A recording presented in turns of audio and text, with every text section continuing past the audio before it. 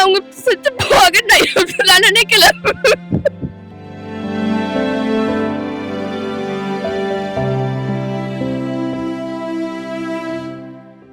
தமிழ்நாட்டுக்கே ஒரு பெரிய இழப்பு.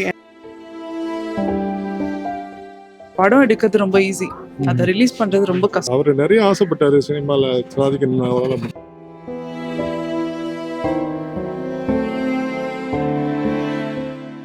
ஒரு கவர்மெண்ட் கிட்ட கேட்கிறோம், எங்களுக்கு தெரிஞ்ச அஃபீஷியல்ஸ் கடைசி வரைக்கும் மீண்டு வந்துருவேன் அப்படின்ற ஒரு நம்பிக்கையோட இருந்தாரு. Human being Udayji you are. அவர் பல ஸ்டூடெண்ட்ஸ் கிட்ட வந்து அவர் ஃபீஸே வாங்கல, அவரே போ அண்ட் ஆரோலாம் வாங்கி கொடுத்தாரு. என்னண்ணா வலிக்கலையா, இதெல்லாம் ஒண்ணுமே இல்லப்பா அப்படின்னு.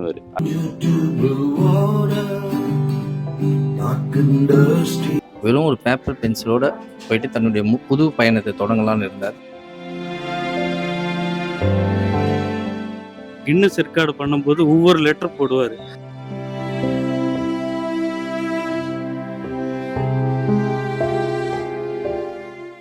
ஒலிம்பிக் மெடல் வாங்கணுங்கிறது அவருடைய ஒரு கனவு.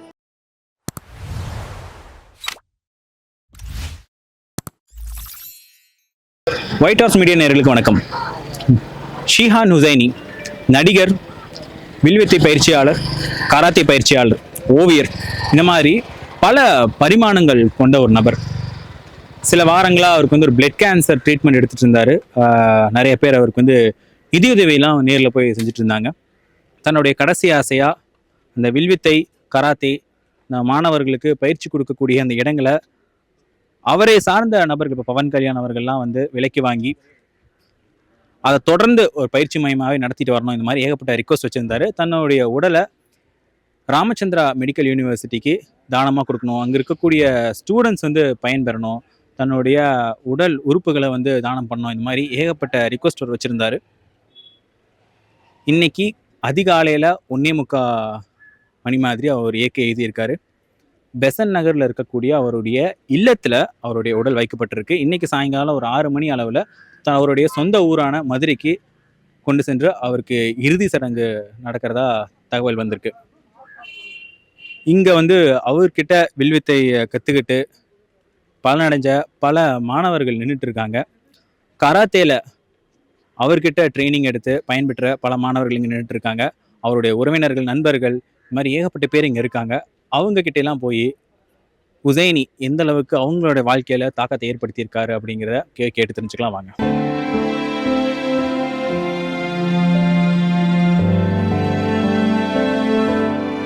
இழப்பு எந்த அளவுக்கு ஈடு செய்ய முடியாது. அவங்க செத்து போக நான் நினைக்கல. அவர் மாதிரி ஒரு ஆளை நீங்க பார்க்கவே முடியாது. அவர் வந்து டெத் பெட்ல ஹாஸ்பிட்டல்ல இருந்தபோது கூட அவர் இருந்த லெவல் ஆஃப் மோட்டிவேஷன்ங்கிறது வேற. இவனெல்லாம் குழந்த ஒரு 3 வயசு இருக்கும்போதுலேருந்தே அவர் தெரியும். அந்த மாதிரி ஒரு வண்டர்ஃபுல்லான ஒரு மனிதரை, அவர் மாதிரி ஒரு அவருடைய ஸ்டூடெண்ட்ஸையும் எல்லாருமே ஊக்குவிக்கிற மாதிரி ஒரு ஆளை வந்து நம்ம பார்க்கவே முடியாது. More than master. எனக்கு, என்னோட கணவருக்கு, எங்கள் ஃபேமிலிக்கெல்லாம் is been a very good friend and is a wonderful human being.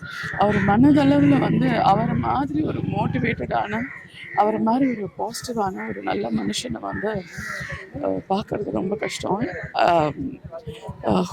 Husaini அவரோட இறப்பு வந்து கூட இருந்த எங்களுக்கு மட்டும் இல்லை, இன்ஃபேக்ட் தமிழ்நாட்டுக்கே ஒரு பெரிய இழப்பு. ஏன்னா அந்த மாதிரி ஒரு ஆள் ஒருத்தர் இருந்தால் போதும், அவர் சுற்றி இருக்கிற அத்தனை பேரை வந்து இன்னும் நிறைய பேர் அவர் முன்னுக்கு கொண்டு வந்திருப்பாரு. அவர் ஒரு ஆளுனால வந்து அத்தனை பசங்க இது முன்னுக்கு வந்து ஒரு ஆர்ச்சரியோ கராட்டையோ இத்தனை விஷயம் பண்ணிருந்தாங்க. அண்ட் இது அவர் காசுக்காக மட்டும் பண்ணல. இன்ஃபேக்ட் அவர் பல ஸ்டூடெண்ட்ஸ் கிட்ட வந்து அவர் ஃபீஸே வாங்கல, அவரே போ அண்ட் ஆரோலாம் வாங்கி கொடுப்பாரு, அவரே சாப்பாடுலாம் வாங்கி கொடுப்பாரு. அவர் வந்து அவரோட பிள்ளைங்க மாதிரி எல்லாருமே பார்த்துக்கிட்டாரு. அவரோட இழப்பு வந்து தமிழ்நாட்டில் எனக்கு அவர் ஃப்ரெண்டு, ரொம்ப நல்ல நண்பர். அவர் இல்லாததை இப்போ என்னால் நினச்சி கூட பார்க்க முடியல. பிகாஸ் நான் மலேசியாவில் 2 படம் பண்ணியிருக்கேன். ஸோ அந்த படம் எடுக்கிறது ரொம்ப ஈஸி, அதை ரிலீஸ் பண்ணுறது ரொம்ப கஷ்டம். ஆனால் அவர் வந்து என்னை ரொம்ப மோட்டிவ் பண்ணியிருக்காரு. அந்த ரிலீஸ்க்காக நிறைய எனக்கு சப்போர்ட் பண்ணியிருக்காரு, என்னை ரொம்ப என்கரேஜ் பண்ணியிருக்காரு. ஸோ அந்த மாதிரி ஒரு பர்சனை நம்ம இதுக்கப்புறம் பார்க்கவே முடியாது. ஸோ அந்தளவுக்கு அவர் என்ன நிறைய விஷயத்துல சரி சின்ன சின்ன சந்தோஷங்கள் அவரோட இருந்த டைம் ஸ்பெண்ட் பண்ணுற டைமில் வந்து சின்ன சின்ன விஷயங்கள் சொல்லி வந்து நிறைய காமெடி பண்ணி சிரிக்காத டைமில் கூட சிரிக்க வச்சிருவாரு. ஸோ அந்த மாதிரி ஒரு பர்சன். இதுக்கு முன்னாடி வந்து நிறைய வந்து மரண படுக்கையை வந்து அவர் கடந்து வந்திருக்காரு. அந்த மாதிரி வந்து இதையும் வந்து அவர் கடந்து வந்துருவாருன்னு நான் நினைச்சேன். ஆனா இந்த மாதிரி ஒரு சுச்சுவேஷன்ல நான் திரும்ப அவரை பார்ப்பேன்னு நான் நினைச்சு பார்க்கல. லாஸ்ட் வீக் கூட நான் ஹாஸ்பிட்டல்ல போய் பார்க்கும்போது நல்லதான் இருந்தாரு, நல்லதான் பேசினாரு. நீங்க திரும்பி வருவீங்க, திரும்பவும் நம்ம வந்து லைக் திரும்பவும் நம்ம மீட் பண்ணி நம்ம டைம் ஸ்பெண்ட் பண்ணுவோம் அப்படின்னு நான் நிறைய பேசிட்டு இருந்தோம் ஹாஸ்பிட்டல்ல. திடீர்னு இன்னைக்கு காலையில தான் நியூஸ் வந்தது இந்த மாதிரி ஆயிடுச்சு அப்படின்னு சொல்லிட்டு. அதை என்னால நினைச்சு பார்க்கவே முடியல. லாஸ்ட் இயர் கூட இந்த மாதிரி உடம்பு சரியில்லாம ஹைதராபாத்ல ஹாஸ்பிட்டல் அட்மிட் ஆயிருக்கும் போது கூட நான் போய் பார்த்திருந்தேன். அதே மாதிரி இதே கடந்து வந்துருவாரு, இந்த வாட்டியும் வந்து வந்து திரும்பி வந்துருவாருன்னு நினைச்சேன். சில இழப்புகள்லாம் என்னைக்குமே நம்ம ஈடு செய்ய முடியாது. அப்படி ஒரு இழப்பு தான் இது. ஏன்னா கராத்தே வந்து பட்டி தொட்டி எல்லாம் பரப்பியவர்களில் ஒரு முக்கியமான பங்கு ஷிகான் ஹுசைனி அவர்களுக்கு உண்டு. அதனால் அது இழப்பு தான். நிறைய இருக்குது. எங்களுடைய கிராண்ட் மாஸ்டர்லாம் ஜப்பான் ஒக்கினாவிலேருந்து வரும்போது எந்த தருணத்தையும் அவங்க வந்து விட்டதில்லை. எல்லா நேரமும் அவங்க வந்து எங்கள் மாஸ்டரோட அவங்களும் மரியாதை செலுத்தி, மாஸ்டருக்கும் மரியாதை செலுத்தி ரொம்ப அந்யுனமாக எங்களோட எல்லா நிகழ்ச்சிகள்லையும் பங்கேற்பாங்க. அதனால் இப்போ 1-2 குறிப்பிட்டு நினைவுபடுத்த முடியல. இல்லை, we are waiting for the update. இது எல்லா மண்டலத்திலும் நாங்கள் ரிக்வஸ்ட் வச்சுட்டு தான் இருக்கோம். ஒரு கவர்மெண்ட் கிட்டே கேட்குறோம். தென் எங்களுக்கு தெரிஞ்ச அஃபீஷியல்ஸ் என்னென்ன யார் சொசைட்டியில் இங்கேருந்து வெளியே போனவங்க யார் இருக்காங்க, பெரிய பெரிய பொசிஷனில் இருக்கிறவங்க ஒருத்தருக்கு ரெக்வஸ்ட் பண்ணிட்டு இருக்கோம். எங்களால் எங்களுக்கு ஒரு நல்ல கிரவுண்டு வேணும். ஆர்ச்சரி கிரவுண்ட் இல்லைனாக்கா அவங்கள ப்ரொமோட் ஆக முடியாது. ஒரு டிஸ்டன்ஸான ஒரு நல்ல கிரவுண்ட் வேணுன்றதுக்கு எல்லாருக்கிட்டே கேட்டுட்டு இருக்கோம். தென் இது அடுத்த லெவல் கொண்டு போகணும், வேற ஏதாவது ஸ்டெப் பண்ணணும் அப்படின்னா அவங்க எல்லாரும் டிசைட் பண்ணுவோம். சேர்ந்து கோச்சஸ் எல்லாம் பேசி முடிவு எடுக்கணும். இதுக்கு ஏதாவது வேற என்ன பண்ணணும், ஸ்டெப் எடுக்கணும்னா அது என்ன செய்யணுன்றதை நாங்கள் டிசைட் பண்ணி நான் வந்து ஹுசைனி சாருக்கு ரொம்ப ஃப்ரெண்டு. ஏன்னா முதல்ல சக்தி ஃபைனான்ஸ்லேருந்து மாருதி 1000 கார் வந்து நான் வந்து இஎம்ஐயில் கொடுத்தாள். நான் அந்த காலத்துல வந்து எனக்கு ஃப்ரெண்டு. அப்போ நான் வரும்போது அவருக்கு கையில் அடிபட்டுடுச்சு இந்த இடத்துல. அப்போ எங்கிட்ட பேசினே ஒரு லேடி வந்து தையல் போடுறாங்க. அதை இன்ஜெக்ஷன் எதுவுமே இல்லாமல் அதில் தையல் போடுறாங்க. நான் பக்கத்தில் உட்காந்துட்டு இருக்கேன். என்னண்ணா வலிக்கலையாண்ணா? இதெல்லாம் ஒன்றுமே இல்லைப்பா அப்படின்னு. அந்த மாதிரி ஒரு திடகாத்திரமான ஆள் இது மாதிரி பிளட் கேன்சர் வந்து இறக்குறாருன்றது எனக்கு என்னால் நம்ப முடியல. அவருடைய இழப்பு வந்து கராத்தே ஸ்டூடெண்ட்டுங்க எல்லாருக்குமே ஒரு பெரிய இழப்பு தான். அது வந்து என்னால் கூட ஏற்றுக்க முடியல. அவரும் நல்ல மனிதர் நம்ம இழந்துட்டோன்றது தான் என்னுடைய கருத்து. ஆமாம், நிச்சயமா அவரோட ஃபியூச்சர் பிளான் என்னவா இருந்ததுன்னா, ஒலிம்பிக் கோல்டு மெடல் அடித்த உடனே அடுத்தது இது எல்லாத்தையுமே ஆர்ச்சரிக்காக இந்த பில்டிங் எல்லாத்தையுமே சேல்ஸ் பண்ணிட்டு வெறும் ஒரு பேப்பர் பென்சிலோட போயிட்டு தன்னுடைய புது பயணத்தை தொடங்கலாம்னு இருந்தார். ஒருத்தர் பார்த்தாருன்னா அடுத்த செகண்ட் அவங்கள வரையக்கூடிய ஒரு ஆற்றல் இருக்கு. இதனுடைய வெளிப்பாடுகள் எல்லாமே பார்த்தீங்கன்னா இந்த இடத்துல வந்து ஒரு மியூசியம் மாரி ஆர்ட்ஸ் அப்படின்னு சொல்லிட்டு ஆர்ட்ஸ் ரேஞ்ச் அப்படின்னு சொல்லிட்டு இந்த இடத்த வச்சு ஓப்பன் பண்ணிட்டு இது வந்து கடந்த ஒரு 3-6 மாசமா மக்களுடைய பார்வைக்கும் இருந்தது. அவங்களுடைய ஒப்பீனியன்ஸ்லாம் இங்கே எழுதிட்டு போனாங்க, கருத்துக்கள்லாம். அது தொடர்ந்து விளங்குது. ஓகே, இப்போ நீங்க வில்வித்தையில இருக்கீங்க. ஒரு கடைசி காலத்திலேயே அவர் சொன்ன விஷயம், இந்த வில்வித்தை பயிற்சி மையத்தை வேற யார் கைக்கு கொடுத்துடக்கூடாது, இது தொடர்ந்து செயல்படணும், அது பவன் கல்யாண் வாங்கணும்னு சொல்லியிருந்தாரு. அதுக்கான முயற்சிகள் போயிட்டு இருக்கா? ஆமா, அது இந்த கட்டிடம் அவர் இருந்த எங்களுடைய கோவில் இது. இந்த கோவில தான் அவர் சொன்னாரு. ஆர்ச்சரி வந்து என்னன்னா, ஒலிம்பிக்ல பசங்க மெடல் பண்ற வரைக்கும் தமிழ்நாடு வில்வித்தை சங்கம் தொடர்ந்து செயல்பட்டுக்கிட்டே இருக்கும். அதுக்கான அமைப்புகள்லாம் அவர் செஞ்சிருக்காரு. அதுக்கான ஒரு ஸ்ட்ராங் ஃபேஸ் போட்டுட்டு தான் போயிருக்காரு. அவருக்கு தெரியும், அதுக்கேற்ற மாதிரி பண்ணியிருக்காரு. நாங்கள் அவர் என்ன யாரை வழி காட்டுறாரோ அவங்களுக்கு நாங்கள் பின்தொடருவோம். மாஸ்டர் இழப்பு மிகப்பெரிய இழப்பாக இருக்குது. மாஸ்டரோட லட்சக்கணக்கான வில்வித்தை மற்றும் கராத்தே மாணவர்கள் நானும் ஒருவன் பெருமை அடைகிறேன். நான் மாஸ்டர் 5 வருஷமாக வில்வித்தை பயிற்சிட்டு இருக்கோம். மாஸ்டர்கிட்ட நாங்கள் வில்வித்தை கற்றுக்கிட்டு இன்றைக்கி பார்த்தா என்னோட ஸ்டூடெண்ட்ஸ் நிறைய பேர் தேசிய அளவிலான வில்வித்தை போட்டிகளும் மாநில வில்வித்தை போட்டிகளும் வெற்றி பெற்றிருக்காங்க. இதுக்கு முழு காரணம் எங்களுடைய மாஸ்டர் ஷிகான் ஹுசைனி தான். அவங்க இல்லைங்கிறதே என்னால் உண்மையிலே நினச்சி கூட பார்க்க முடியல. அவருடைய கனவாகிய தமிழ்நாட்டில் வில்வித்தை வீரர்கள் அடையணுங்கிறத எங்களுடைய குறிக்கோளை நீங்கள் இன்று முதல் நாங்கள் எடுக்கிறோம். கண்டிப்பாக எங்களால் எவ்வளோ சீக்கிரம் முடியுமோ அவ்வளோ சீக்கிரம் அவருடைய கனவை நாங்கள் நிறைவேற்றுவோம். அதே போல் எங்களுடைய மாஸ்டருக்கு ஆசைப்பட்டது போல் தமிழ்நாடு வில்வித்தை சங்கத்தின் சார்பாகவும் தமிழ்நாட்டில் அனைத்து வில்வித்தை வீரர்கள் சார்பாகவும் ஒரே ஒரு கோரிக்கையாக மாஸ்டரோட கோரிக்கையாகவும் எங்களுக்கான விளையாட்டு பயிற்சி மையம் தமிழ்நாடு அரசு அமைத்து கொடுக்குமாறு தனது கேட்டுக்கொள்கிறேன். நடிகரோட நான் வந்து என்னுடைய பேர் SS சாய் பிரகாஷ். நான் வந்து அவரோட கல்லூரியில் வந்து ஓவிய கல்லூரியில் 4 வருஷம் அவரோட படிச்சிருக்கோம். அவருடைய தனி இயல்பு என்னன்னா, எல்லாருக்கும் அந்த கராத்தே மாஸ்டர், அந்த வீரம் அந்த மாதிரி தெரியும். அவருக்குள்ள ஒரு மென்மையான குணம் என்னன்னா, அவர் உள்ள வரப்பவே எங்களுக்கு எல்லாருக்கும், நாங்க இருக்கிற கிளாஸ்மேட் எங்களுக்கு எல்லாருக்குமே சாப்பாடு வந்துரும். அவர் குடிக்கிற கூல் ட்ரிங்க்ஸ் எங்க எல்லாருக்குமே வந்துரும். அது இல்லாம அவர் பழகுறதுல ரொம்ப மென்மையானவரு. சில நம்ப வெளியில நம்மளோட ரொம்ப நாள் பழகுன நண்பர்களோட எப்படி சண்டை போட்டுப்போம். அது மாரி என்ன கோவமா பேசினாலும், அதே கோவமா பேசிட்டு அடுத்த நாள் வாங்க பாஸ் அதெல்லாம் ஒண்ணும் இல்ல. நம்மளுக்குள்ள அது இன்னைக்கு சண்டை வரும், நாளைக்கு ஒண்ணா இருப்போம் வாங்க அப்படின்னு சொல்லிட்டு உடனே வந்து காம்ப்ரமைஸ் ஆயிடுவாரு. நாங்க அந்த ஸ்கல்ப்சர் டிபார்ட்மெண்ட்ல நாங்க 14 பேரு. எங்க 14 பேர் வந்து டெல்லிக்கு முதல் முறையா எனக்கெல்லாம் அது முதல் அனுபவம் என் வாழ்க்கையில. எங்களை டெல்லி கூட்டு போனாரு, அங்கேருந்து சிம்லா கூட்டு போனாரு. ஆஹ் இது வந்து ரொம்ப ஒரு மறக்க முடியாத சில நினைவுகளை அவர் வந்து விதைச்சிட்டாரு.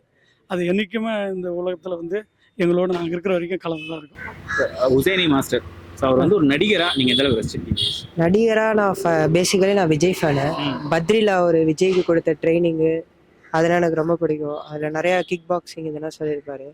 அதுக்கப்புறம் இப்போ கூட ரீசெண்டாக அந்த விஜய் சேதுபதி மூவி ஒன்று நடிச்சிருந்தார், காத்து வாக்கில் இருந்தார். அதில் அவரோட ரோல் வந்து நல்லாயிருக்கும்.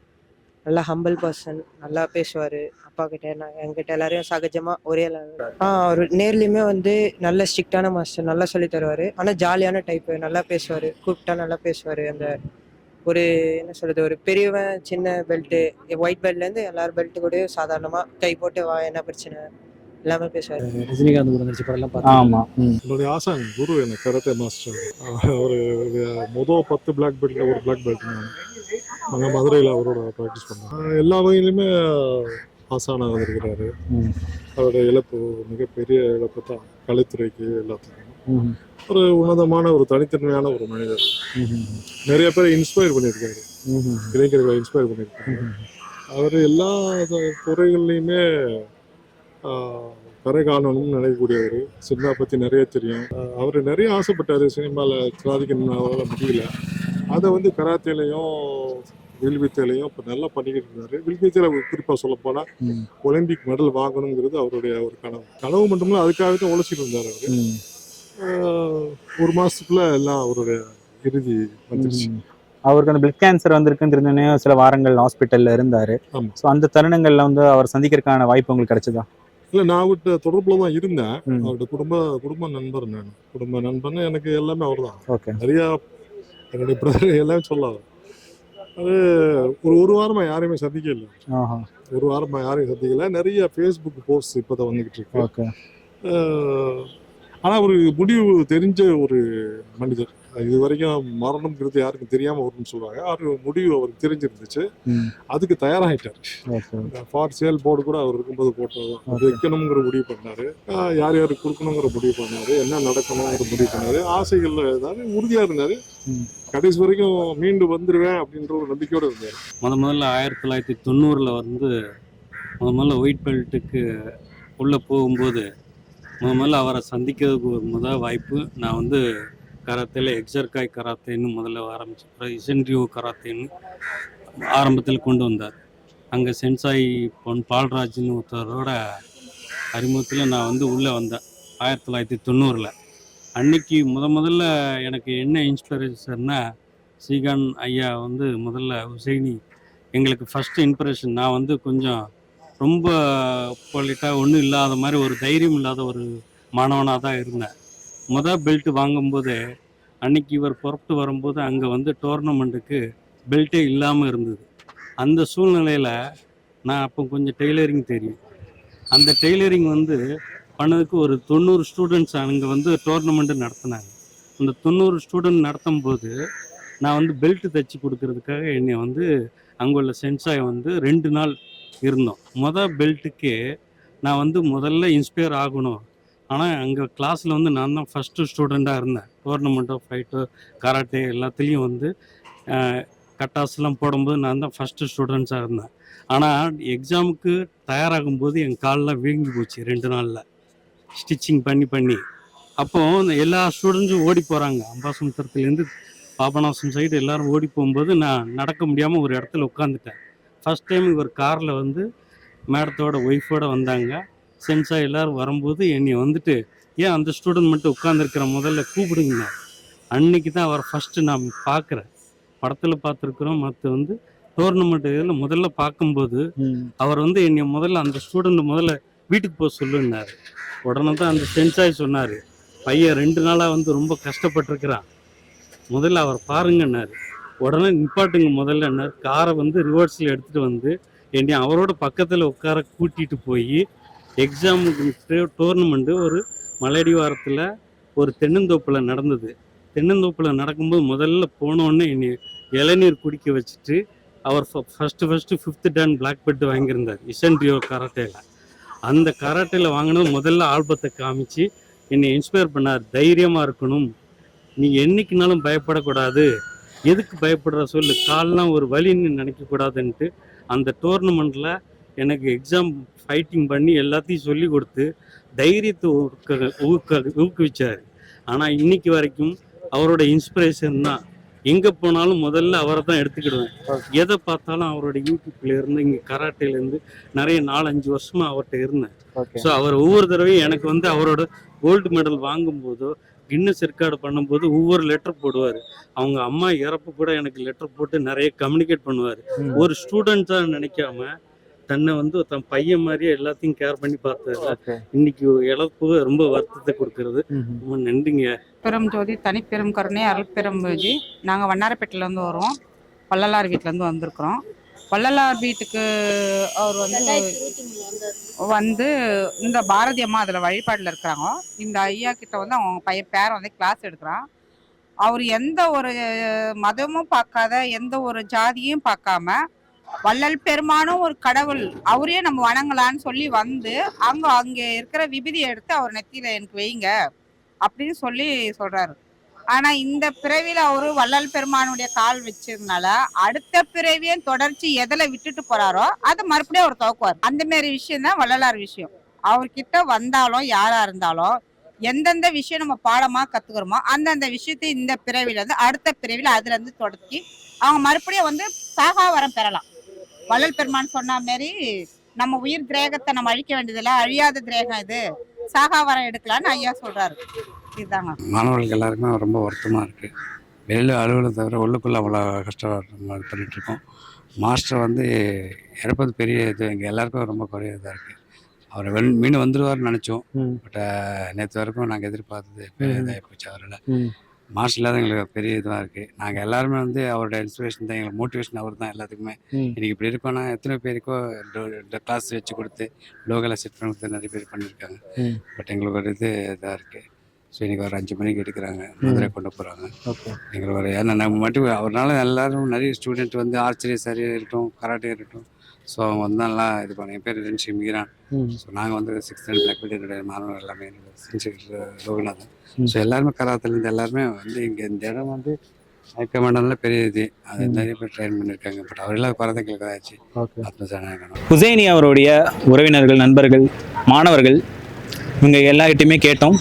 ஸோ அவங்க எல்லாருமே சொன்ன ஒரு விஷயம், அவருடைய இழப்பு அப்படிங்கிறது ஈடு செய்ய முடியாத ஒரு இழப்பாக தான் இருக்க போகுது.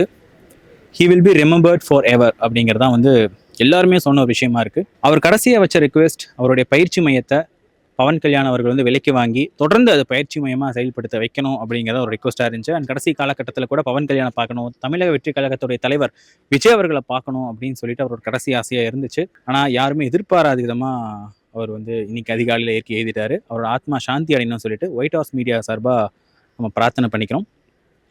உங்களுக்கு ஹுசைனி அவர்களை ஒரு நடிகராக எந்த அளவுக்கு பிடிக்கும், வில்வித்தை பயிற்சியாளராக எந்த அளவுக்கு பிடிக்கும், கராத்தே பயிற்சியாளராக எந்த அளவுக்கு பிடிக்கும், ஒரு ஓவியராக எந்த அளவுக்கு பிடிக்கும் அப்படிங்கிறத கமெண்ட் பாக்ஸில் பதிவு பண்ணுங்கள். நன்றி.